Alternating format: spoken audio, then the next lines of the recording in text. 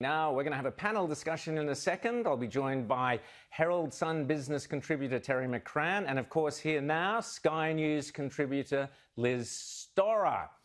Liz, how are you? Great to see you. Yeah, great. Thanks for having me on, Rowan. Good to see you. Oh, my pleasure. Now, let's kick off. What did you make of, come on, cut to the chase. What did you make of the inauguration? Oh my gosh.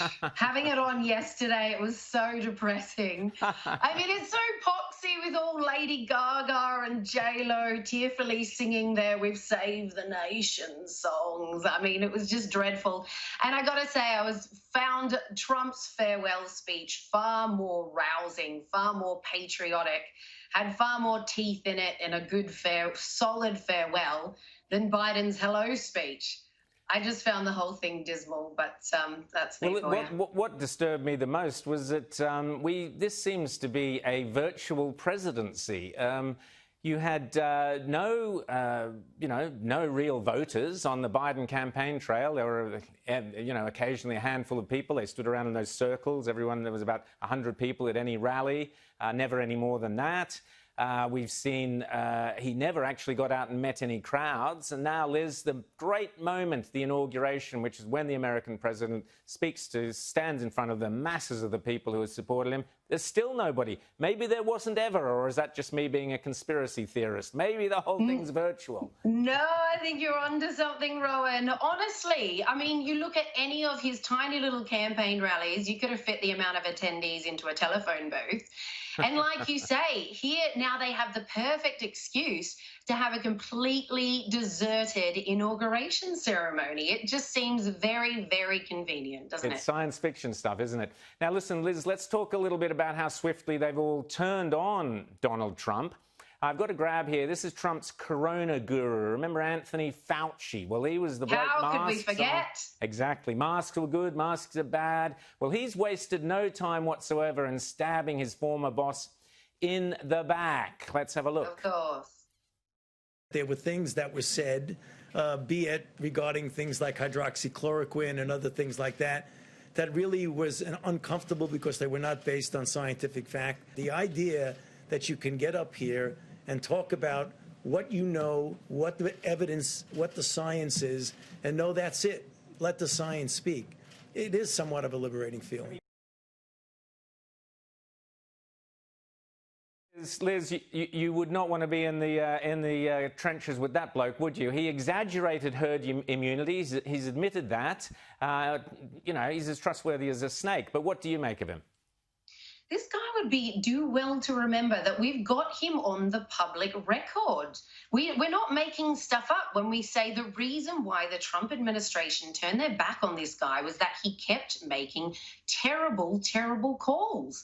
Early Jan, he was telling the American people there's absolutely nothing to worry about. By mid-Feb, he was still telling them, his words, not mine, there is minuscule risk. We have more to worry about from the seasonal flu.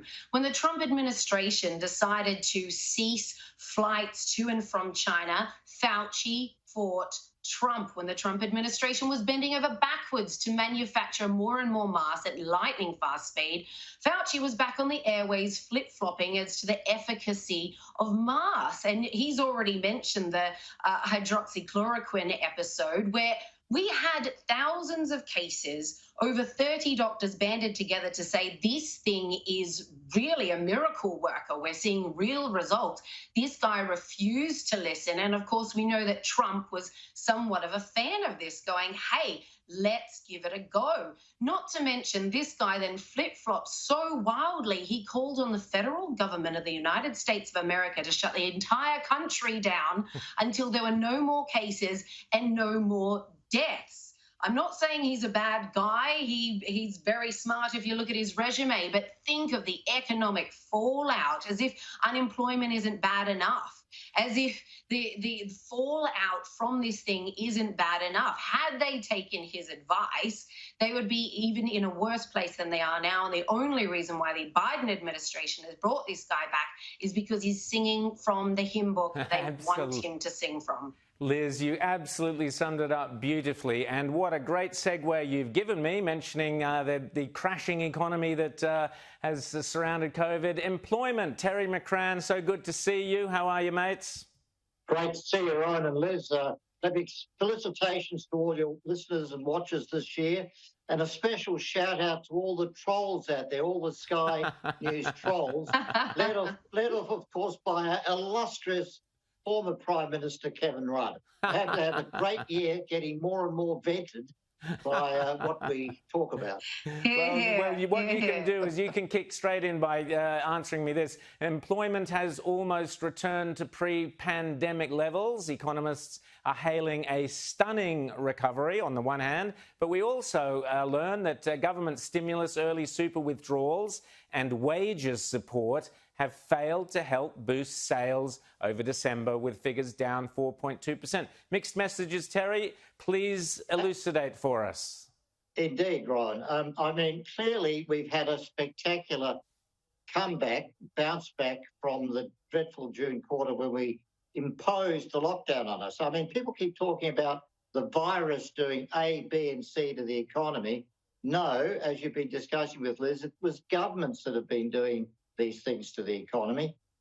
Once they took the shackles off, once they ordered the economy or allowed the economy and business to come back, it did come back. Having said that, we're just starting 2021. They've got plenty of time and opportunity to stuff it up again as we go through 2021. So I think it's too early to call an end to the economic troubles. And clearly, the sort of employment environment that we have now, yes, in those macro numbers, we've pretty much recovered all the jobs, but all sorts of sectors are still in deep trouble. All sorts of jobs are still not there. They've disappeared either temporarily or forever. So we still face a very, very rocky road as we go through 2021, even if, and this is the big assumption, Ryan, this is the big assumption, even if we get a vaccine that actually works and works effectively and sustainably. Exactly. Terry, I've only got 30 seconds left, but just very quickly, Joe Biden, good for the world economy or bad?